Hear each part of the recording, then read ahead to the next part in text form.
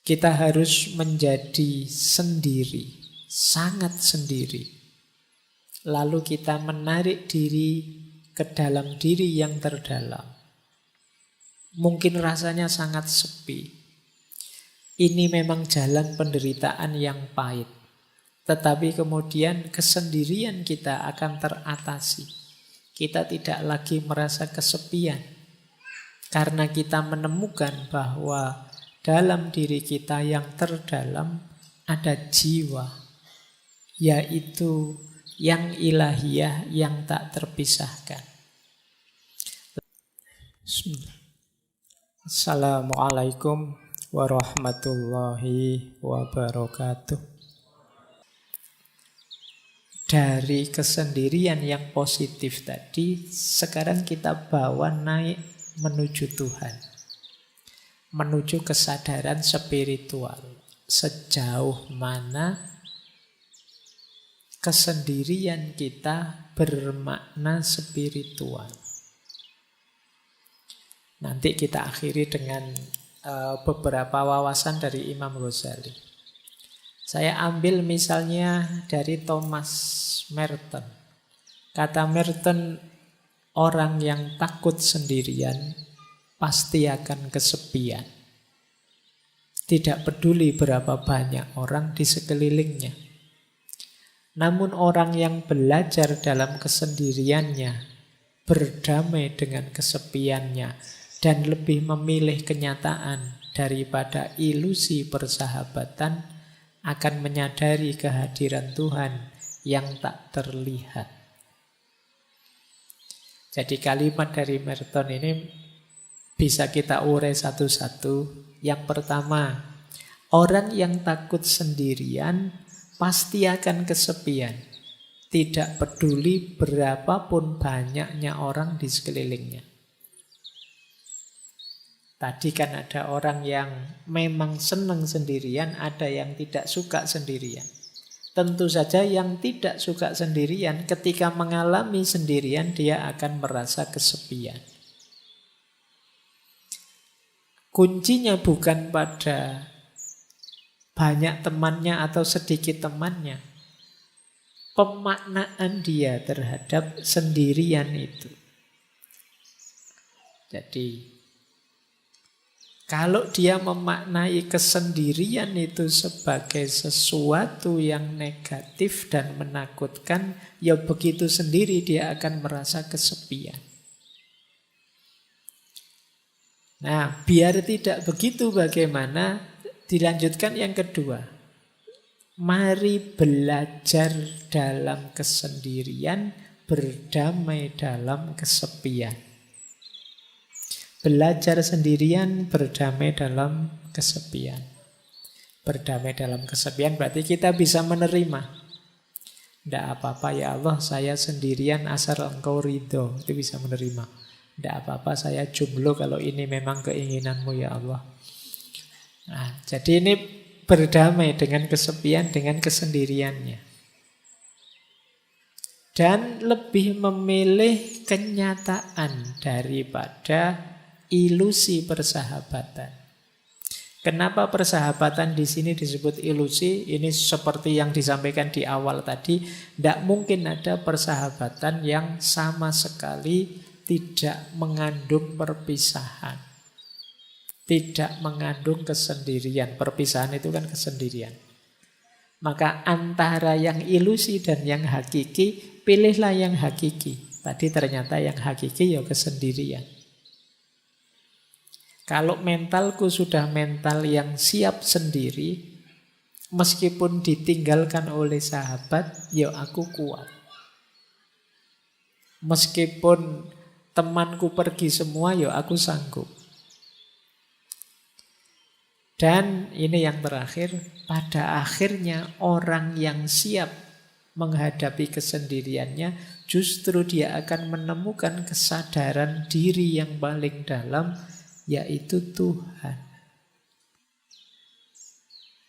Dalam kesepianmu yang paling puncak, kalian justru akan menyadari hadirnya Tuhan. Inilah from solitude to spiritual awareness. dari kesendirian menuju kesadaran spiritual. Itulah mengapa dulu Rasulullah itu setiap momen tertentu yang masyhur kan saat bulan Ramadan, beliau menyendiri. Istilahnya bertahanus, kalau bahasa sufinya kholwat uzlah, ke Gua Hira. Jadi kesendirian ini tujuannya apa? Yuk, dalam rangka menyadari hadirnya Tuhan. Jadi tadi ada sisi negatifnya kesendirian, namanya kesepian, tapi juga ada sisi positifnya. Dan sekarang sisi yang positif itu kita bawa berjalan ke ranah spiritual. Kita lanjutkan, belajar lagi. Kata Osho lagi tadi, Osho sudah kita kutip ya. Perjalanan ke dalam diri adalah perjalanan menuju kesendirian yang absolut. Engkau tidak dapat mengajak orang lain ke sana bersamamu. Ini sama dengan Hermann Hesse yang menulis novel tentang Buddha.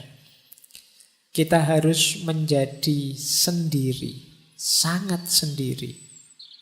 Lalu kita menarik diri ke dalam diri yang terdalam. Mungkin rasanya sangat sepi. Ini memang jalan penderitaan yang pahit.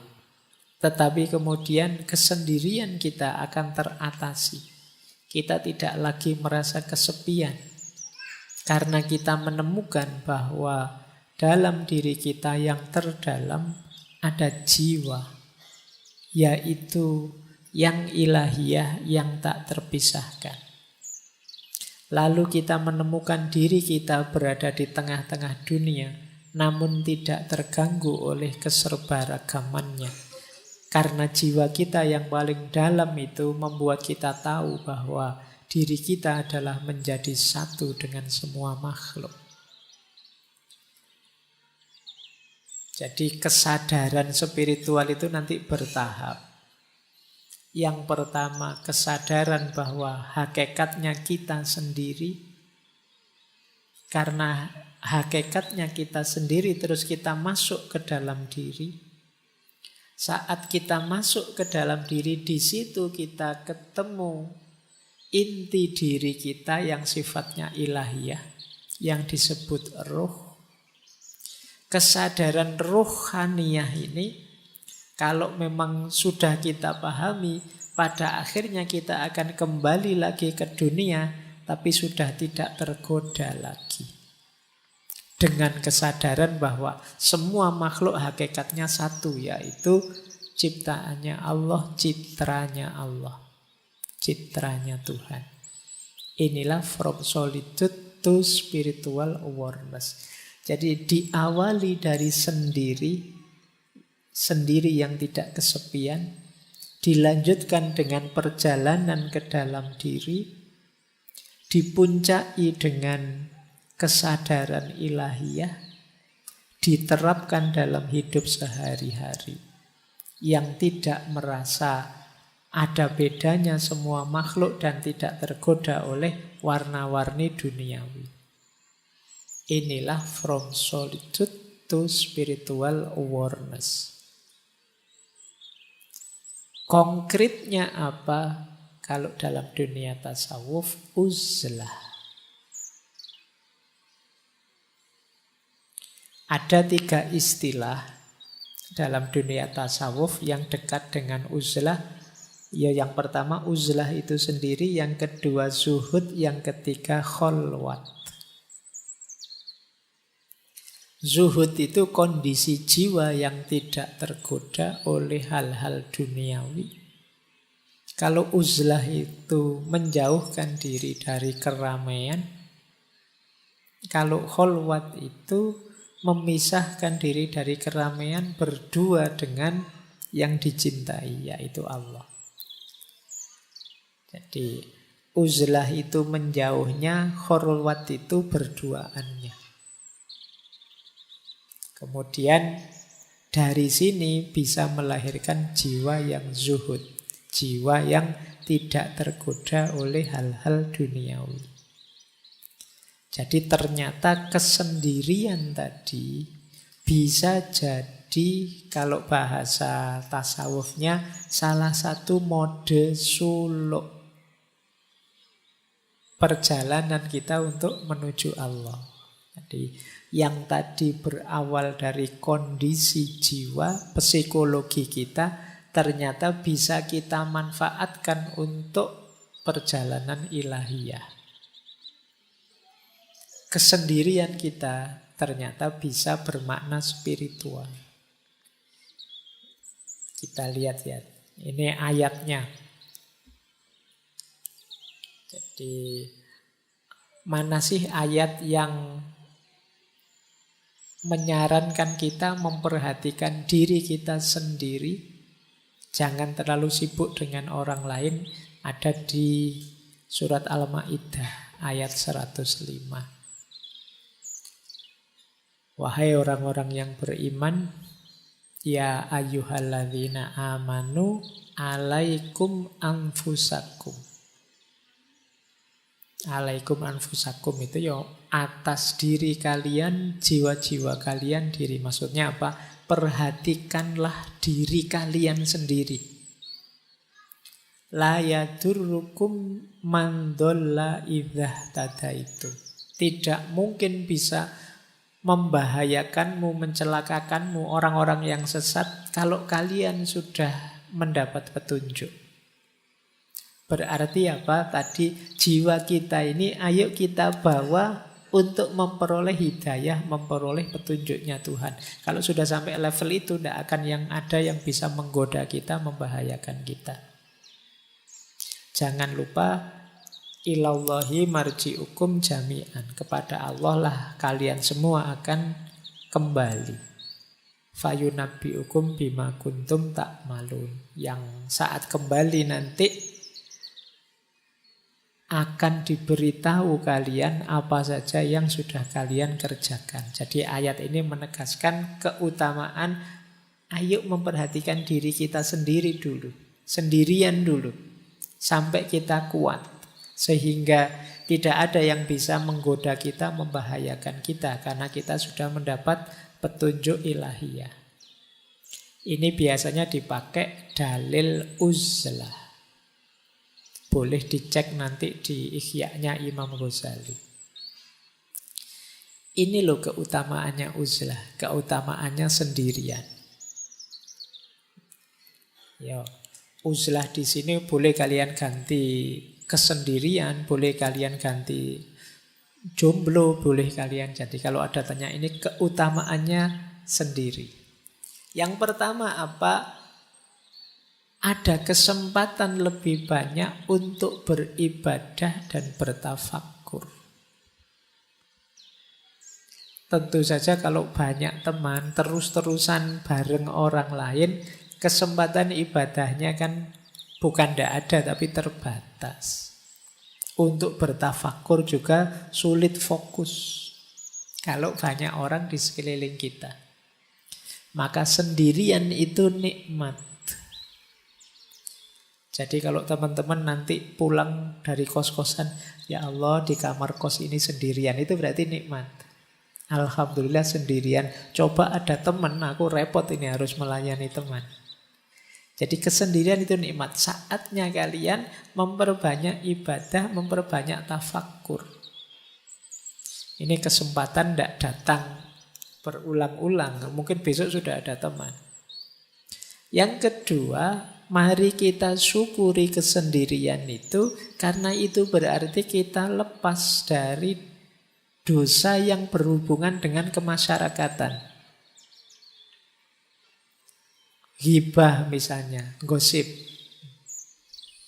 Kalau sendirian kan tidak mungkin gosip. Apa ada orang ngerumpi kok sendirian? Kan tidak ono. Mesti ada temennya. Kalau kalian gosip kok sendirian itu ya namanya bukan gosip. Jadi kita bersih dari ghibah. Kemudian yang kedua, kita tidak kena amanat amar ma'ruf nahi mungkar. Kan kita itu wajib beramar ma'ruf nahi mungkar. Wahai orang-orang, ayo menuju kebaikan, ayo sholat, ayo. Kalau nggak ada orang lain kan ini nggak ada perintahnya untuk mau amar ma'ruf ke siapa, nggak ada orang lain. Yo, kita bebas dari ini. Tapi kalau banyak orang, kita ada amanat untuk amar ma'ruf nahi mungkar.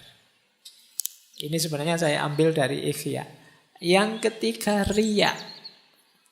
Kita pamer itu kan pada orang lain. Kalau tidak ada orangnya kita tidak pamer. Sedang sendirian saja kan kita tidak pamer. Kalau mau keluar ketemu orang kan kita pamer. Kita dandan lah, kita apalah. Tapi kalau pas sendirian kan tidak. Terus yang keempat, kita terlindungi dari perilaku-perilaku buruk. Mengumpat, memfitnah, mencela. Tidak ada orang lain. Loh, paling tidak kan kita selamat dari 4 ini. Jadi teman-teman jangan mengeluh, jangan protes, jangan sedih kalau oleh Allah ditakdir jomblo abadi lama sekali. Kok tidak ada teman, ya Allah, tidak apa-apa. Itu kesempatan kita diberi fasilitas bebas dari dosa-dosa kemasyarakatan. Jadi alhamdulillah, itu kan gitu. Jadi ini utamanya uzlah, menjauh sebentar dalam kesendirian kita mendekat pada Allah. Kemudian membebaskan diri kita dari pertengkaran dan perselisihan. Ya tidak mungkin gegeran wong kita sendirian. Juga menyelamatkan kita dari ngobrol yang tidak ada gunanya. Basa-basi yang sia-sia, menghabiskan waktu saja. Jadi kalau tidak ada orang lain kan kita tidak mungkin ngobrol yang aneh-aneh. Ya sudah, apa-apa ya to the point saja. Sudah sesuai yang kita inginkan. Ya kalau mau ibadah ya ibadah, mau tafakur ya tafakur.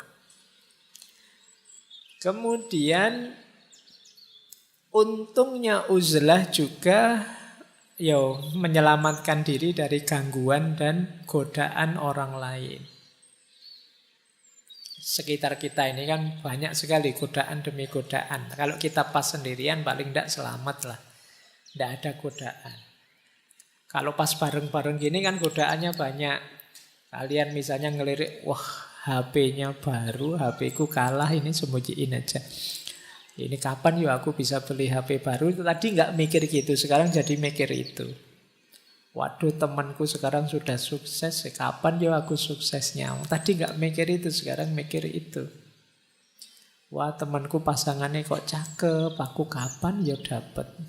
Itu karena berinteraksi. Jadi ada untungnya ternyata kita uzlah, menjauh. Kemudian yang kelima, putusnya harapan orang banyak atas kita dan harapan kita atas orang banyak.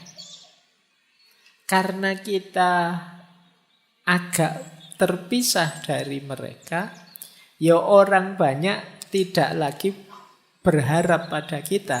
Kita juga tidak berharap pada mereka. Bukan berarti jelek berharap pada orang lain atau kita jadi tumpuan harapan orang lain. Tapi kadang-kadang kalau lupa batas seperti yang saya jelaskan di depan tadi, ini bisa jadi sumber kesedihan, sumber stres.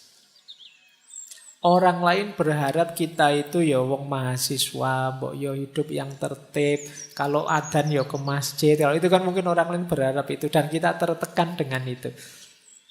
Kita juga berharap masyarakat itu mbok ya begini begitu. Tapi begitu kita uzlah, harapan-harapan yang macam-macam tadi sudah tidak ada.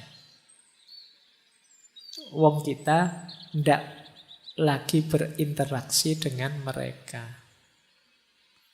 Jangan lupa uzlah ini bukan berarti untuk selamanya kita berpisah dengan masyarakat. Uzlah ini lebih pada melatih jiwa kita, melatih diri kita agar tidak mudah tergoda. Agar kuat. pada saatnya mungkin kembali ke tengah masyarakat kita sudah kuat. Jadi uzlah ini ada yang pakai istilah bagian dari riyadoh, latihan, melatih jiwa. Ketika kita uzlah, kita tidak banyak berharap pada masyarakat, kita lebih bersandar pada Allah. Ya nanti setelah kembali ke masyarakat kita juga begitu. Ketika kita uzlah, kita bisa fokus memperbanyak ibadah dan tafakur, tidak tergoda oleh kesibukan di sekeliling. Ya nanti saat kembali juga masih begitu. Itu gunanya uzlah. Jadi riyadoh, latihan, melatih jiwa kita. Kemudian kalau itu orangnya bodoh, tidak pinter kayak kita semua ini, uzlah itu menyelamatkan. Orang lain selamat dari kebodohan kita. Dan kita juga selamat dari bodohnya orang lain. Nah, jadi ini keutamaan-keutamaannya uzlah. Hidup sendirian.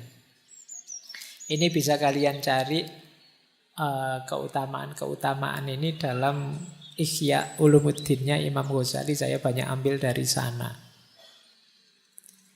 Meskipun nanti di situ ada banyak uraian kapan kita harusnya uzlah, kapan kita membaur di tengah masyarakat.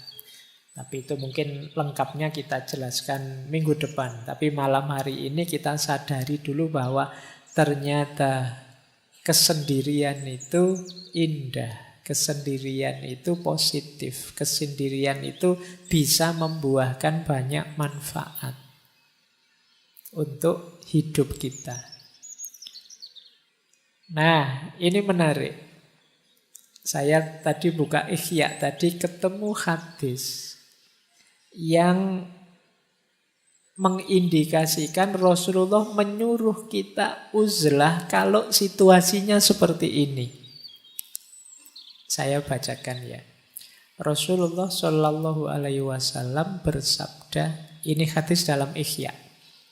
Apabila engkau menyaksikan manusia mengingkari janji dan amanah yang dipercayakan kepada mereka, dan apabila kemudian mereka menjadi begini itu Rasulullah memasukkan jari satu ke jari yang lain. Maksudnya apa? Konflik terus, gegeran terus. Mereka sibuk dengan pertengkaran dan perselisihan. Kemudian seorang sahabat bertanya, lalu apa yang harus kami lakukan ya Rasulullah? Beliau menjawab, tetaplah kalian berada di rumah kalian, jaga lidahmu baik-baik, dan ambil apa yang kalian ketahui dan tinggalkan apa yang tidak kalian ketahui. Karena itu tetap sibuklah dengan urusan kalian sendiri dan tinggalkan urusan orang banyak. Hadis ini menarik ya. Jadi kalau situasinya orang yang diberi amanah kok terus banyak yang khianat, kemudian masyarakat secara umum sukanya konflik, gegeran aja. Saatnya kita nyari selamat untuk diri kita sendiri. Ambil jarak. Uzlahlah.